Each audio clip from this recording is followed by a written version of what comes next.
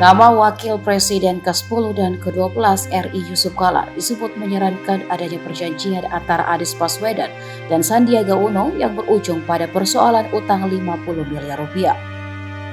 Menanggapi hal itu, juru bicara JK Hussein Abdullah buka suara. Seperti diberitakan, Wakil Ketua Dewan Pembina Partai Gerindra, Sandiaga Uno memberikan pinjaman kepada Anies Baswedan untuk memenuhi kebutuhan logistik pada Pilgub DKI Jakarta 2017. Hussein mengatakan inti dari perjanjian tersebut adalah jika Anies Sandi menang di Pilgub DKI 2017, maka utang piutang tersebut dianggap lunas. Sebagaimana dilansir dari tribunnews.com, saat pasangan Anies Sandi menang, utang tersebut pun dinyatakan lunas.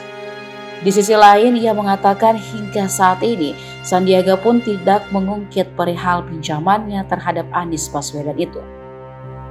Maka dengan demikian, kata dia, sikap Sandiaga ini pun sudah sesuai dengan perjanjiannya dengan Anies kala itu. Ditambah Sandiaga mengaku sudah mengikhlaskan soal utang piutang tersebut.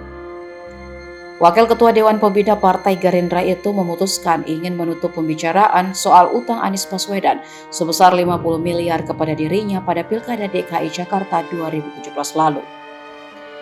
Menurutnya hal tersebut diputuskan setelah dirinya sholat istikharah dan berkonsultasi dengan pihak keluarganya mengenai utang piutang tersebut. Katanya seusai menghadiri acara 1 Abad Nahdlatul Ulama di Sidoarjo, Jawa Timur, Selasa 7 Februari. Sandiaga menyatakan kini hanya ingin fokus menata pemilu 2024. Lebih lanjut, Sandiaga memastikan persoalan ini tidak akan membuat hubungan baiknya dengan Anies Baswedan menjadi renggang.